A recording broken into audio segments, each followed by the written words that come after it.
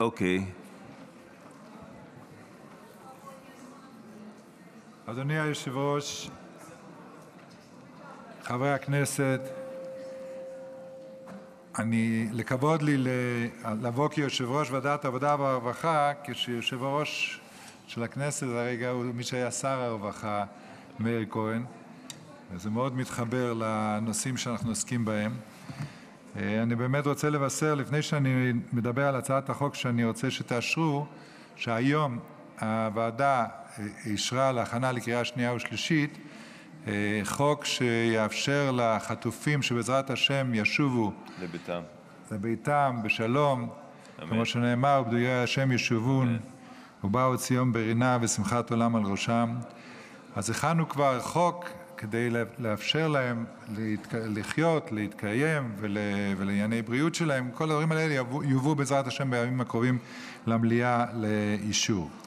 אבל היום, עכשיו, יש לי את הכבוד להגיש את הצעות החוק של חברי הכנסת אופיר כץ ונאור שירי, שהם הצעת החוק החיילים המשוחררים, החזרה לעבודה, תיקון מס' 19 והוראת שעה, התשפ"ד 2024. והצעת החוק הזאת מציעה להרחיב את ההגנה לעובדים שמשרתים במילואים, וכן להגן לעובדים שהם בעצם העזר כנגדו, נשות המילואים, שמסייעים לחיילים המשרתים במילואים, הם מחזיקים להם את הבית, וחס וחלילה שאף אחד לא יחשוב לפטר אותם או להוציא אותם לחל"ת בגלל הדבר הזה שבא עליהם נמצאים בחזית. החוק הקיים כבר אוסר לפטר עובד שמשרת במילואים בשל שירותו במילואים. גם לא בשל שירותו הצפוי במילואים, בכל הקשור בו. כמו כן נאסר לפטר עובד שמשרת במילואים בתקופת שירות המילואים, וגם חודש תקופה של 30 יום שלאחריה. אלא אם כן ניתן לכך יותר מאת ועדת התעסוקה שבמשרד הביטחון. ועדת התעסוקה לא אמורה לתת היתר, אלא מטעמים מיוחדים שבשלהם יש להתיר את הפיטורים, רק אם המעסיק הוכיח לוועדה כי הפיטורים אינם בשל שירות המילואים. בהצעת החוק מוצע להרחיב את ההגנה שגם פגיעה בהיקף המשרה או בהכנסה של העובד ששירת במילואים ב-30 הימים שלאחר תום שירות המילואים ידרשו היתר של ועדת התעסוקה, זאת אומרת שלא יפחיתו לו מהשעות העבודה והזכויות שלו. למעט אם הפגיעה נובעת משינוי בדין או בהסכם קיבוצי, או שהיא נוגעת לרכיב שכר הקשור לתפוקת העובד והירידה בתפוקה, בתנאי שהירידה הזאת לא נובעת מהמעסיק.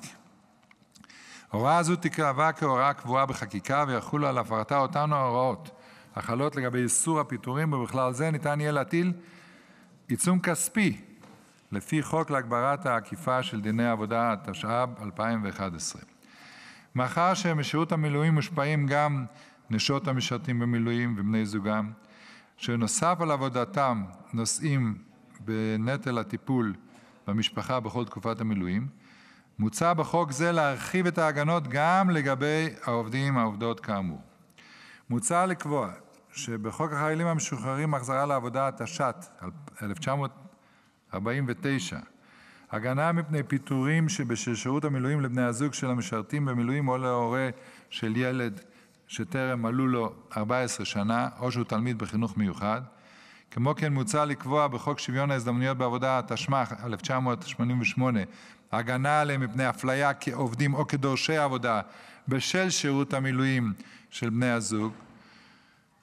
לרשימת החיקוקים הקבועה בתוספת לחוק האמור יתווסף גם סעיף 41א2 המוצע, המקנה את ההגנות שפורטו לעיל מפני פיטורים לעובדים של בני זוגם של הילד, ההורה של הילד המשרת במילואים. עוד מוצע לקבוע הגנות נוספות לעובדים שיש עמם ילד ושירות המילואים של בני הזוג או של הורהו הוא שירות מילואים בנסיבות חירום, דהיינו בצו 8. זאת אומרת, יש הגנה נוספת למי שנקרא לצו 8, או שמשכו הצפוי או משכו בפועל של שירות המילואים הוא 21 ימים רצופים לפחות.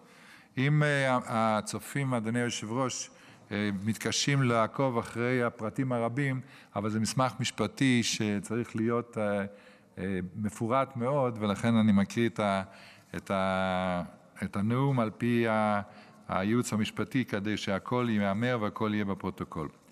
הזכאות להגנה תותנה בכך שהעובד מסר הודעה למעסיק לגבי שירות המילואים בתוך 3 ימים מההודעה על כוונה לפטרו או להוציאו לחל"ת.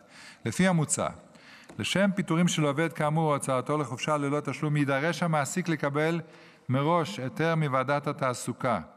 הוראות אלו יחולו על חופשה ללא תשלום לתקופה בלתי מוגבלת, לתקופה של 30 יום רצופים לפחות, או לחופשה ללא תשלום שמשכה יחד עם חופשה ללא תשלום קודמת במהלך החודשיים שקדמו לה ו30 ימים לפחות. יצוין כי דרישה זו לקבלת היתר לא תחול אם העובד נקרא לעבודתו בצו לפי חוק שירות העבודה בשעת חירום. מוצע לקבוע כי ועדת התעסוקה לא תיתן היתר כאמור אלא אם כן נתנה לעובד הזדמנות לטעון את טענותיו. לעניין פיטורים, יידרש המעסיק להוכיח כי הפיטורים אינם בקשר לשירותם במילואים של בני הזוג של העובדים, או להיעדרות העובדים או לאי ביצוע העבודה עקב כך. לעניין חופשה ללא תשלום, יידרש המעסיק, עניין של חופשה ללא תשלום, מה שנקרא ברחוב חל"ת, יידרש המעסיק להוכיח שההוצאה לחופשה ללא תשלום אינה קשורה לשירות המילואים כאמור. ועדת התעסוקה תוודא שקיימת הסכמה של העובדים שממילא דרושה להוצאה לחופשה ללא תשלום. כידוע, אי אפשר להוציא אדם לחופשה ללא תשלום בלי הסכמתו. מקרה נוסף הוא, אם הוועדה מצאה כי העובדים הם המעוניינים לצאת לחופשה ללא תשלום, הרי קורה שאישה שבעלה במילואים רוצה בעצמה לצאת לחופשה ללא תשלום, אף אם היא בקשר לשירות המילואים ואין זו הסכמה שבדיעבד שנכפתה עליהם.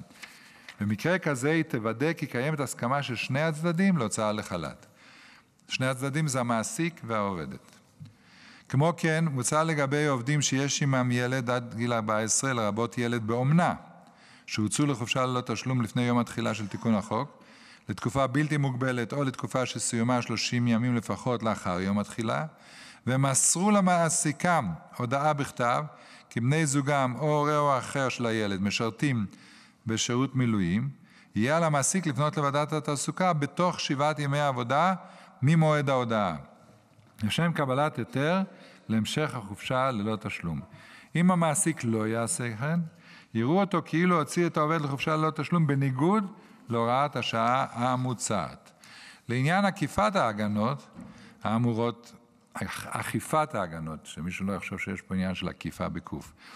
לעניין אכיפת ההגנות האמורות מוצע לקבוע כי ועדת התעסוקה תהיה מוסמכת להטיל פיצויים בהתאם להוראות סעיף 21 לחוק על מעסיקים שפיטרו את עובדיהם בשל שירות מילואים של בני זוגם, או שפיטרו עובדים כאמור, או שהוציאו אותם לחופשה ללא תשלום בעת שירות המילואים בלא היתר. וכי מעסיק המפטר עובד או מוציא עובד לחופשה ללא תשלום בלי היתר, יישא באחריות פלילית לפי חוק החיילים המשוחררים, וניתן יהיה להטיל עליו עיצום כספי. כתיקון משלים להגנה הזו מוצע לקבוע כי אם ניתנה לעובדים שבני זוגם או הורהו של הילד המשרתים בשירות מילואים כאמור הודעה מוקדמת לפיטורים, תקופת שירות המילואים האמורה לא תבוא בחשבון מניין ימי ההודעה המוקדמת. לפי המוצע, מידע לגבי זכויות הנובעות מהתיקון המוצע ייכלל במסגרת המידע שנמסר לחיילים בשירות מילואים בדבר זכויותיהם לפי סעיף 11ב לחוק שירות המילואים, וכן במידע המפורסם באתר של צבא ההגנה לישראל לפי סעיף 30 לחוק כאמור. הוראת שעה זו תחול עד לתקופה שעד 31/12/2025, נקווה אדוני יושב-ראש שכבר היה אז מזמן אחרי המלחמה, וניתן יהיה להאריכה לתקופה של עד 3 שנים נוספות. בתקופה שעד 31/12/24 מוצע שההגנה תחול גם ב14 הימים שלאחר תום שירות המילואים, בתקופה זו ניתן יהיה להאריך לתקופות של עד 2 נוספות.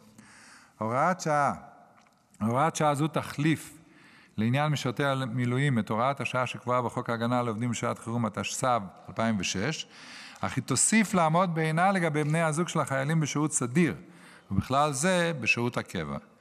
כדי לסייע לעובדים שבני הזוג שלהם בשירות המילואים הוצאו לחל"ת בתקופת שירות המילואים, מוצע לקבוע בחוק הביטוח הלאומי נוסח משולב, התשנ"ה 1995, מענק חד פעמי לעובדים שיש עמם ילד עד גיל 14, לרבות ילד באומנה, ובני הזוג שלהם משרתים בשירות מילואים בנסיבות חירום לפי סעיף 8 לחוק שירות המילואים, או שמשכו הצפוי של שירות המילואים הוא 21 ימים רצופים לפחות. תנאי נוסף הוא שההוצאה לחופשה ללא תשלום היא לתקופה של 21 ימים לפחות, בתקופה שמ-7 באוקטובר 2023 ועד 31 בדצמבר 2024. אף אם העובדים יצאו לחופשה ללא תשלום ביוזמתם. הזכאות למענק הזה כאמור תהיה בעד הימים שבהם שהו העובדים בחופשה ללא תשלום בעת שירות המילואים כאמור ולא יותר מ-30 יום. המענק יהיה בסכום של 70% מההכנסה הממוצעת ליום שהייתה לעובד בשישה החודשים שבהם עבד לפני יציאתו לחל"ת, אך לא יותר מהסכום המרבי שעומד על כ-49,000 שקל לחודש. תחילתו של ההסדר האמור תהיה ב-16/6, אך הזכאות למענק תחול לגבי מי שיצא לחל"ת לפני תחילתו של החוק המוצע החל מ-7 באוקטובר. בכל מקרה, תנאי לזכאות הוא שהעובד היה עובד ב6 מתוך 18 החודשים שקדמו ליציאה לחל"ת, ושהוא לא זכאי לדמי אבטלה או לדמי לידה באותה תקופה. כמו כן, לא ישולם מענק לפי ההסדר המוצע בעד פרק הזמן של 21 הימים שאחרי תום התקופה המזכה בתשלום דמי לידה, למי שקיבלה מענק מקרן הסיוע למשרתי המילואים, מענק בעד אותה תקופה. מה שאתם מתכוונים לומר, שלא יהיה כפל מענקים. תיקון נוסף שנכלל בהצעת החוק מאריך את התחולה של ההוראה הקבועה בסעיף 406(ה) לחוק הביטוח הלאומי, ולפיה המענקים לפי הסכמים מכוח סעיף 9 לאותו חוק לא ייחשבו כהכנסה, כך שתחול על ההסכמים לפי סעיף 9 שיחתמו עד 31/10/2024. הערכת העלות התקציבית שמסר משרד האוצר בקריאה הראשונה הקשורה בתשלום המענק לבני הזוג שהוצאו לחל"ת הצטמצמה ועומדת אותה על כ-70 מיליון שקלים חדשים, ומשרד האוצר מסר בדיון בוועדה כי נמצא מקור תקציבי לעלות הצעת חוק זו. הצעת חוק זו היא הצעת חוק תקציבית כהגדרתה בסעיף 3(ג) לחוק יסוד משק המדינה, ולפיכך נדרש לאישורה רוב מיוחד של 50 חברי כנסת לפחות. ההצעה אושרה בוועדה פה אחד. להצעת החוק... לא, כי גם אני שואל את השאלה, האם אתה צריך 50, איך יש לך פה 50? אז זהו, אני מבקש מהיועצת המשפטית. למה לא צריך 50? כי תכף השר יצטרך לעלות אז... הבנתי. לא, אז אני מדגיש. אז אני אדגיש. אדוני היושב-ראש, אני כבר מדגיש שלפי התקנות, אם הממשלה מסכימה, לא צריך 50. ואם הממשלה אומרת שנמצא מקור תקציבי להעלות הצעת החוק הזאת, אז לא צריך 50. זו התשובה. אז בואו נשמע את השר. ההצעה אושרה בוועדה פה אחד. להצעת החוק הוגשו בקשות דיבור. אני מבקש מהכנסת לאשר את הצעת החוק בקריאה השנייה ובקריאה השלישית בנוסח שאישרה הוועדה, אבל לא לפני, אדוני היושב-ראש, שאני אמסור תודה לעובדים המסורים והעובדות של ועדת העבודה והרווחה והמנהלת, ובראשם המנהלת ענת כהן שמואל, ותודה ליועצת המשפטית איילת וולברג שהשקיעה המון שעות בחוק הזה, ותודה לעובדי לשכתי בראשות יצחק פיליפ. תודה רבה. תודה רבה, אדוני. אם כן, אדוני השר, בבקשה.